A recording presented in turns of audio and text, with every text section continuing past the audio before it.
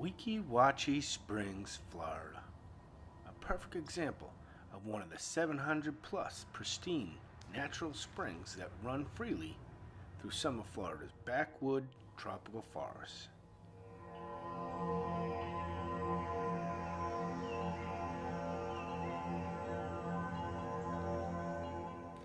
These springs are formed as rainwater fills underground storage areas known as aquifers to capacity. The result is the water being warmed by the earth to a year-round average of 72 degrees, where it'll bubble up through fissures in Florida's loose sandy substrate, forming some of the most beautiful and tropical waters that I personally have ever gotten to enjoy.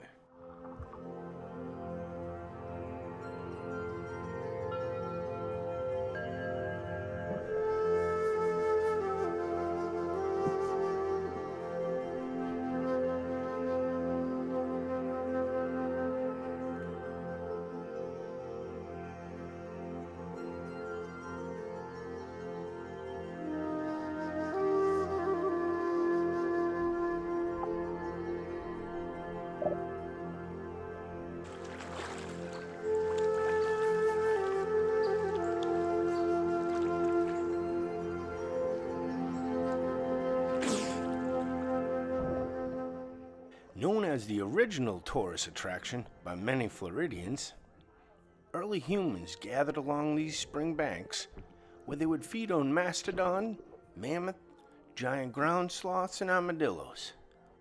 And divers in these rivers to this day still find bones and Stone Age tools from a time long forgotten.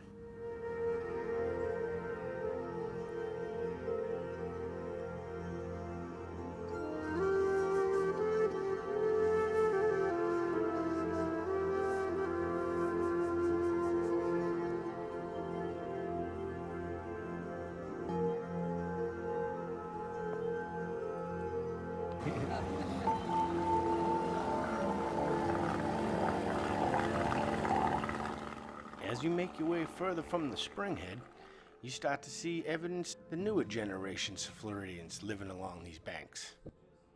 As you will see the difference in marine life that starts to make appearances as the freshwater begins to mix with the salt.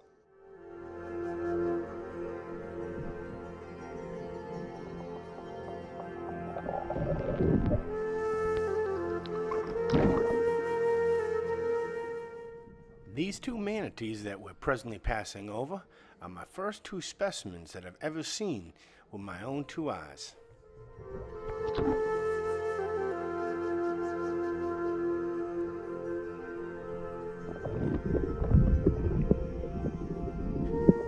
And if you listen quietly, you will have just heard a manatee fart.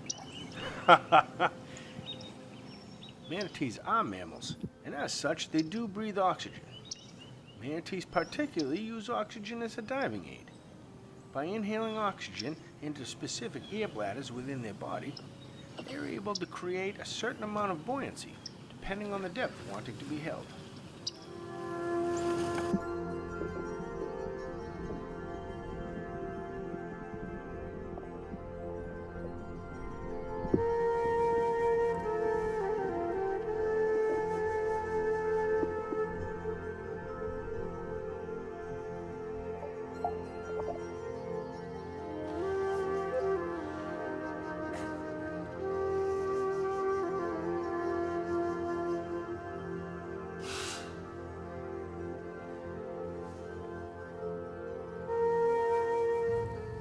During Florida's cooler winter months, manatees will migrate from the oceans to some of these warmer springheads, where they can hibernate, conserving energy for the summers ahead.